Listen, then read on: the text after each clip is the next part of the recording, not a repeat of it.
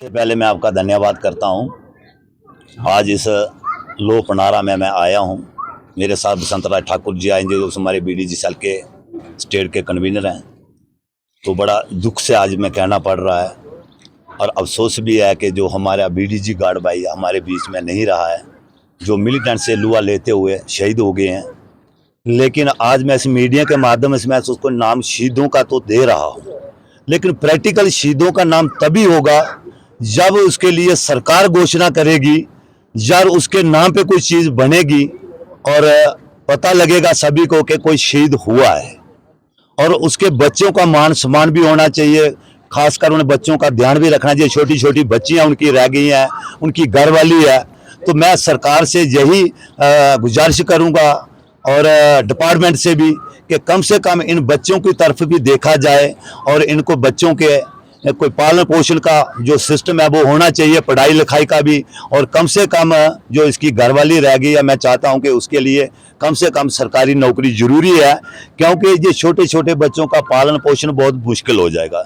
दूसरी तरफ से मैं ये भी कहना चाहूँगा कि जिस तरह से डिपार्टमेंट हमारे भाइयों की जो ड्यूटियां ले रहे हैं, इन गार्ड भाइयों की पोस्टों पे बुला रहे हैं, लेकिन हम ये मैं खुद कह रहा हूं कि ड्यूटी हम करेंगे, ऐसी बात नहीं है। अगर हमें पैसे मिल रहे हैं तो ड्यूटी तो करेंगे, लेकिन चाहे गांव में, लेकिन बेसिकल जो हमारे आर्डर में गांव में है, अगर मिलिटेंट आ जाते हैं कहीं भी, तो अगर हमें भेजते हैं तो कम से कम उसके लिए हमें एक तो ऑटोमेटिक वेपन की जरूरत है। ये पुराना मिनिशन हमारे दिया वेपन पुराना है।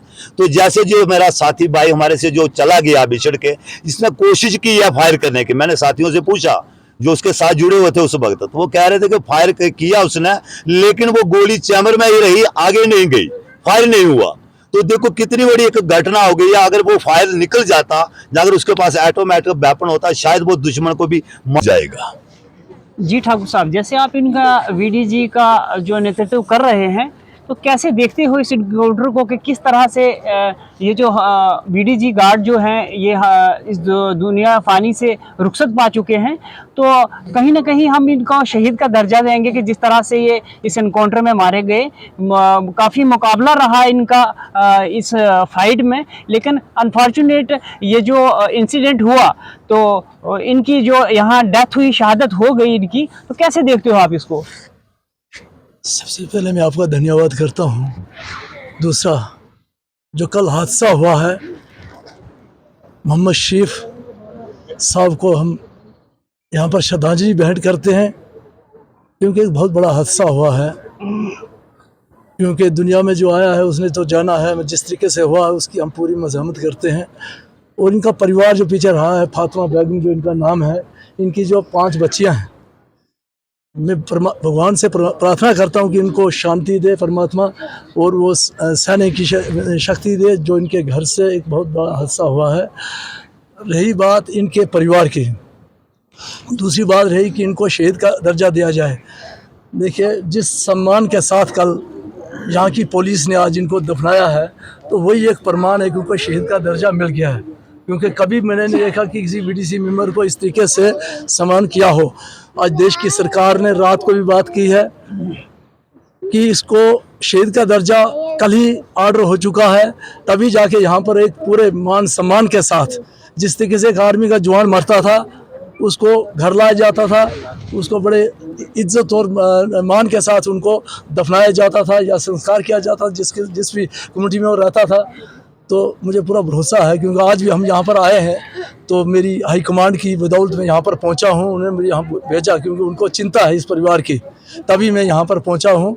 मेरी बीजेपी के हाई कमांड ने यहाँ भेजा। मेरी बात डॉक्टर साहब से भी हुई है, अशोक पोल जी ने से बात हुई है, सुनील शर्मा जी से बात होकर यहाँ मैं आया हूँ। जो भी इनका जो दुख है वो हम सब परिवार को दुख है, भारतीय जनता पार्टी को इस चीज़ का दुख है। और इनके परिवार के साथ जो मिलिटेंसी एक्ट के अंदर एक रिलीफ का पैकेज होता था, वो इस परिवार को मिलना चाहिए।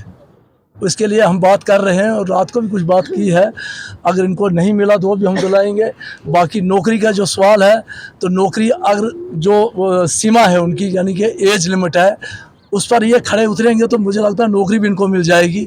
और इनकी बच्चियाँ काफ़ी छोटी हैं, तो इन बच्चियों का पढ़ाई का जो जिस तरीके से एक पुलिस कि जवान को या आर्मी के जवान को दिया जाता वो इनको मिलना चाहिए। इसके लिए हम पूरी बात करेंगे और हमारी सरकार ज़रूर इस पर यानी कि बात ही नहीं करेगी, इस पर इम्प्लीमेंट भी करेगी, क्योंकि ये आदमी यहाँ एक तो बीडीसी वाले की बदौलत ये इलाके बचे हैं और बेचारों ने आज अपनी जान उगाई। सिर्फ एक चीज़ का मुझे दुख है यहाँ की पुलिस से कि यार इन लोगों को आप पेट्रोलिंग पर भेजते हो तो इनकी बंदूकों की हालात आपने कभी चेक की है? ये बंदूकें चलती कि नहीं चलती हैं? हम बार बार इस चीज़ पर बात कर रहे हैं कि इनको कम से कम इनकी ड्यूटी गांव में लगे, यहाँ पर बंकर बने, बंकरों के अंदर ये ड्यूटी दें, ना कि ये पहाड़ों पर जाएं पेट्रोलिंग करने के लिए। पेट्रोलिंग कर जाएंगे तो ये एक नहीं बचे, कैसे बचे भगवान जाने। तो एक ने शहीद होना था, शहीद हो गया, मगर बाकी बच के, शुक्र है परमात्मा का, बाकी लोग बच के। ये भी हम पुलिस से बात करेंगे आइंदा इनको कहीं भी पेट्रोलिंग पर ना भेजा जाए, क्योंकि पेट्रोलिंग पर भेजने का मतलब क्या है इनका? और भेजना तो इनको ऑटोमेटिक वेपन की भी हमने बात की, हम पार्टी से भी डिमांड करेंगे, गवर्नमेंट से भी डिमांड करेंगे, इनको ऑटोमेटिक वेपन मिलना चाहिए, क्योंकि ये 47 की बंदूकें हैं। दूसरा, इनका जो भी